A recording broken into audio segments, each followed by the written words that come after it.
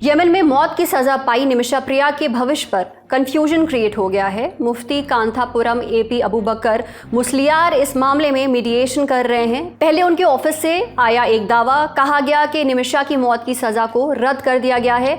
इस खबर को पढ़कर लोग खुश होना शुरू हुए ही थे कि दूसरी खबर आ गई जिसने सारी खुशियां छीन ली। खबर आई थी विदेश मंत्रालय से, जिसने पहली खबर को भ्रामक बता दिया। कहा गया कि निमिषा मामले पर कुछ लोग गलत जानकारी शेयर कर रहे हैं। सवाल अभी भी वही का वही है, क्या निमिषा प्रिया की रिहाई होगी?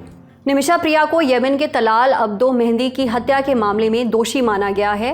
पहले उन्हें 16 जुलाई को मौत की सजा मिलनी थी, लेकिन भारत के कूटनीतिक प्रयासों के कारण 15 जुलाई को फांसी की सजा टाल दी गई थी। मामला गंभीर तब हुआ जब बात सामने आई कि तलाल के भाई अब्दुल फतेह मेहदी ने निमिषा को तुरंत मृत्यु दंड देने की मांग की है।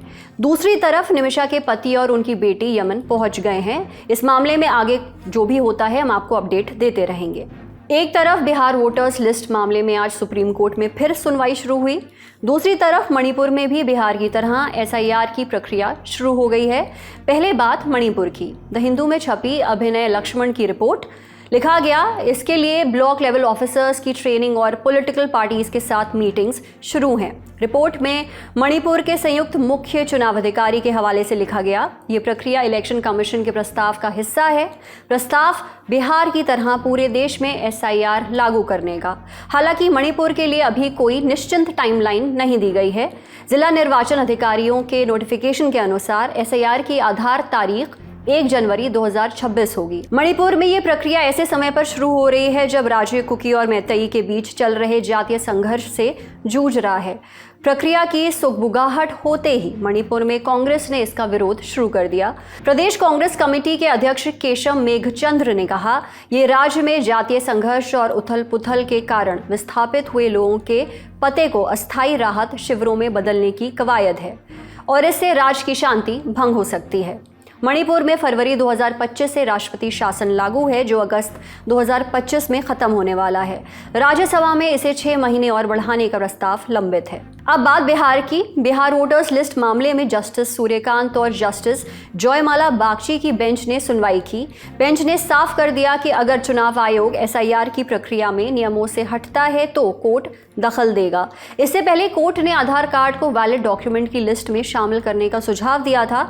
इसको लेकर कोर्ट में चुनाव आयोग की तरफ से पैरवी कर रहे सीनियर एडवोकेट राकेश द्विवेदी ने जवाब दिया। बोले कि अंतिम नंबर्स तब सामने आएंगे जब आपत्तियों पर विचार हो जाएगा। उम्मीद जताई कि 15 सितंबर तक अंतिम लिस्ट आ सकती है। कोर्ट ने कहा कि अब ड्राफ्ट लिस्ट पर अगली सुनवाई 12-13 अगस्त को होगी और एसआईआर से जुड़ी अन्य शिकायतों पर सितंबर में होगी। भारत की देसी मिसाइल प्रलय की सफल टेस्टिंग हो गई है। डीआरडीओ ने 28 और 29 जुलाई 2025 को ओडिशा के doctor APJ Abdul Kalam island से मिसाइल के 2 बैक टू बैक टेस्ट किए। टेस्ट में मिसाइल की मिनिमम और मैक्सिमम रेंज को चेक किया गया। मिसाइल के सारे पार्ट्स ने उम्मीद के मुताबिक काम किया। प्रलय मिसाइल पूरी तरह भारत में बनी है। डीआरडीओ ने भारत की अन्य लैब्स के साथ मिलकर इसे बनाया है।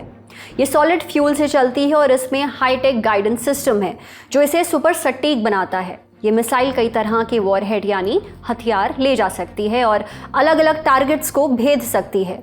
मीडिया रिपोर्ट्स के मुताबिक ये मिसाइल भारत की no first use nuclear policy के तहत पारंपरिक हमलों के लिए बनाई गई है, यानी ये न्यूक्लियर हथियारों के बिना भी दुश्मनों को जवाब देने में सक्षम है। रक्षा मंत्री राजनाथ सिंह ने डीआरडीओ, आर्म्ड फोर्सेस और इंडस्ट्री को बधाई दी। बोले, प्रलय मिसाइल में लेटेस्ट टेक्नोलॉजी है जो दुश्मनों के खिलाफ हमारी ताकत को और बढ़ाएगी। बीते 3 दिन श्रद्धालुओं के लिए कष्ट से भरे रहे। पहले 2 दिन यूपी उत्तराखंड से श्रद्धालुओं के मौत की खबरें आईं।